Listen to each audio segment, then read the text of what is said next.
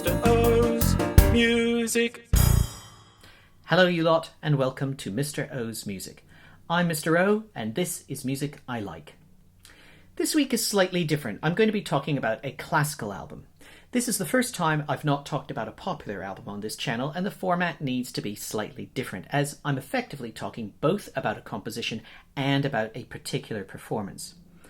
When I choose a classical album to discuss, it will generally be a combination of great music and a superb performance that informs the recommendation, and this album definitely ticks both of those boxes. The works we're looking at here are Rachmaninoff's Isle of the Dead and his Symphonic Dances. Isle of the Dead is often paired with the Symphonic Dances because it fits well in terms of the duration for a CD, and it happens to work well thematically also. The performance I'm recommending is by the Concertgebouw Orchestra conducted by Vladimir Ashkenazy. Decca recorded a lot of Rachmaninoff's orchestral repertoire with a pairing of Ashkenazy and the Concertgebouw in the early 80s. And while now this is a fairly old recording, almost all of Decca's recordings from this period still sound absolutely amazing.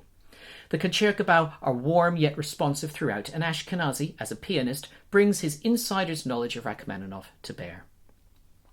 Rachmaninoff was preoccupied throughout his life with death, and he managed to incorporate the Gregorian chant known as the Dies Irae into many of his works. This musical motif is originally found in the Liber Usualis, of which I have a copy here. And if I turn to page 1810, you will find that this is written in what's known as neumes, which is a very early form of musical notation. And it goes like this. Dies irae, dies illa solvet seclum in favilla. This roughly translates as Day of Wrath, that day will dissolve the world in ashes, which I'm sure you'll agree is a very optimistic view of Judgment Day.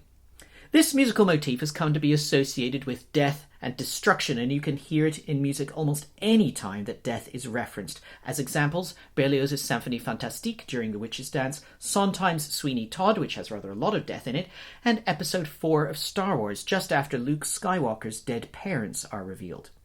It's a general musical shorthand for death. Rachmaninoff, however, went completely to town in its use, employing it in all of his symphonies and many other works also, without perhaps as much logic to its use as some other composers.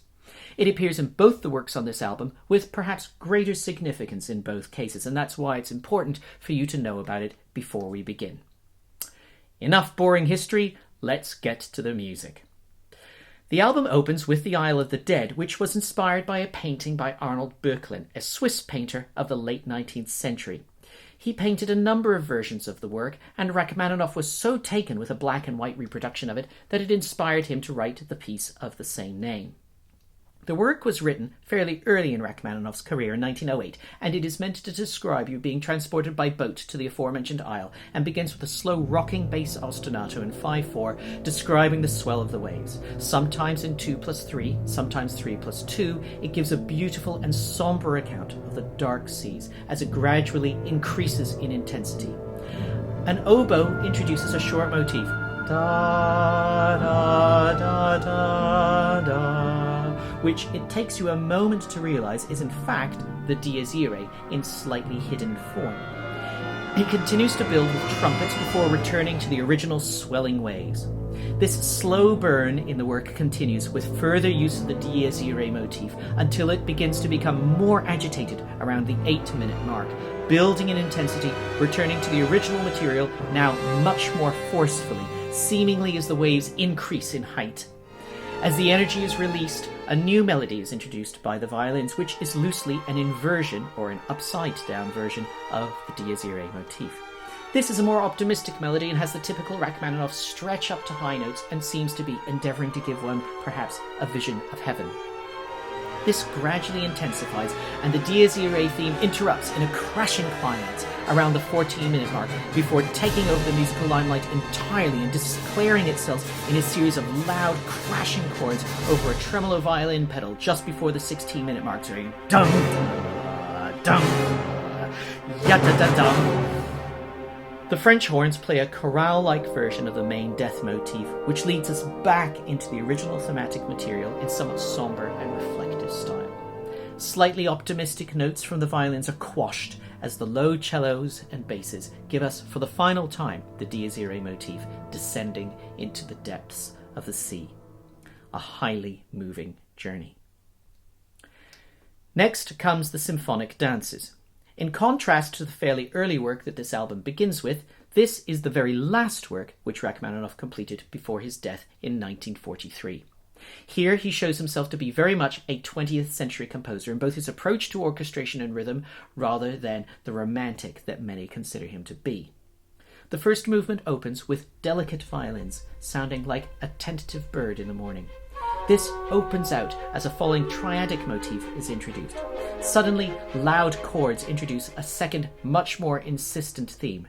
Jing, jing, jing, jing, jing, jing, jing, jing. And the falling triad idea is incorporated, then inverted so that it becomes a more optimistic rising idea. This leads to a tutti rendition at about the 2.5-minute mark. A lone oboe introduces a new idea, still built around the triad, before the most magical sound, a beautiful alto saxophone, plays a lament which seems to fit so wonderfully into the texture that one immediately wonders why we don't hear this instrument more played in the classical style here portrayed. Burbling woodwind play around this lovely tone before the saxophone is joined by the equally beautiful French horn. A unison string section take the melody up, accompanied by piano and harp. This gradually falls and loses its energy before a bass clarinet leads us into a dark reintroduction of the first theme, aided by contrabassoon and suspended cymbals. Momentum is quickly regained, and the trumpets play a fanfare which encourages the whole orchestra to bring back the first theme in triumph. There are a number of differences in this truncated version, with small interruptions from flute and clarinet before the whole orchestra rises up a whole tone scale, leading to a beautiful major rendition in sentimental style of the Dies Irae motif. There isn't a hint here of the anger or fear that we heard in the earlier work. Here it seems much more accepting of the inevitable, with gorgeous accents from flute and glockenspiel. The piece ends with the original falling motif being posed as a question twice from the cor anglais, with lovely comforting replies from the second violins. It's the most perfect piece of writing. Snarling brass introduced the second movement with real menace, which, as suddenly as it appeared, disappears in a swirl of woodwind, introducing a swaying waltz. A few more stops and starts lead to a solo violin. At this stage, it is unclear really where this movement is going. A sombre cor anglais introduces a waltz theme which the strings take up, and this is developed and becomes the main theme with fluttering woodwind over the top as it is played by the strings in thirds. The menacing brass introduce a new idea from the woodwind with more of the lilting feel to it. There is still a sense that all is not quite right though, and the orchestra continue to strive upwards and give hints of brass fanfare until they manage to evoke it again around the 6-minute mark, heralding the return of the original material in more reflective mood.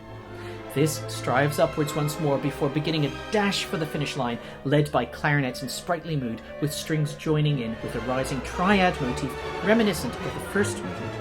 All becomes quiet with some rather unusual cross rhythms at the end, presaging what is to come in the third movement. This final movement begins with a loud crash from all, leaving plaintive upper woodwind to slowly fall before a sudden change of tempo leads to flurrying strings and what can only be described as 2 screams from the full orchestra. Tolling tubular bells let us know that something is afoot, and we don't have to wait long as the French horns introduce a skipping Dies Irae with a heavily syncopated reply from the strings. This dramatic music leads us to more subtle hints of the Dies Irae from the clarinet. The woodwind take up the Dies Irae motif playfully before the violas adopt with a very heavy syncopation in a slightly different direction. This version is very reminiscent of a melody which Rachmaninoff first wrote for his Vespers in 1915.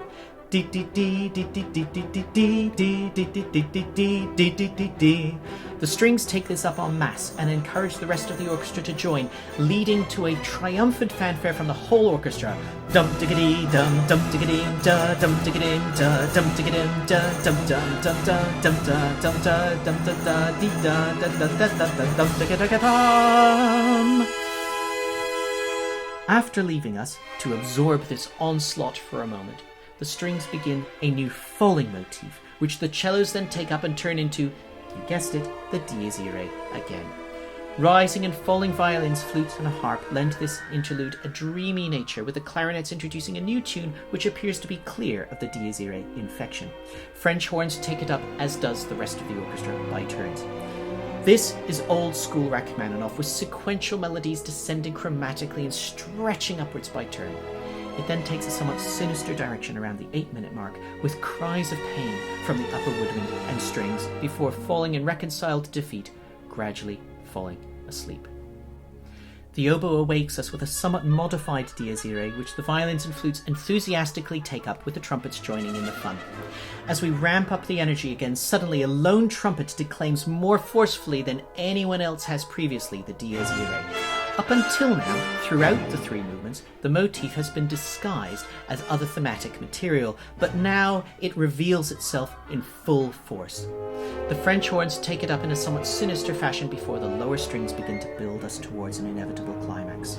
Excited woodwind and xylophone join in as the whole orchestra leads to a heavily syncopated motif, which is of course based on you know what, rising upwards on each repeat with prominent tambourine, leading to the French horns declaiming the Dies Irae in full force, with trumpets screaming syncopations back at them and a tam-tam crashing on the final note, just to make the point that we really are getting to the end. The continual syncopations only further enhance the excitement, with breaks where the trumpets play the Dies Irae in triumph as the woodwind flurry over the top. A small apparent respite leads to angry snare drum and heavy crunching syncopated chords, as the whole orchestra now joins in with the syncopated melody we first heard played by the violas at the beginning of the movement, as we careen towards the end with increasing optimism. At the crucial moment, a new idea is heard from the trumpets, fitting perfectly with the Dies Irae. Here in the score, Rachmaninoff writes Alleluia, and indeed this motif is exactly that. The melody which the trumpets are playing is the continuation of the quotation from the 9th movement of Rachmaninoff's Vespers from earlier, which the choir in the earlier work originally sang to the words Alleluia. Da da da da da da da da da da da.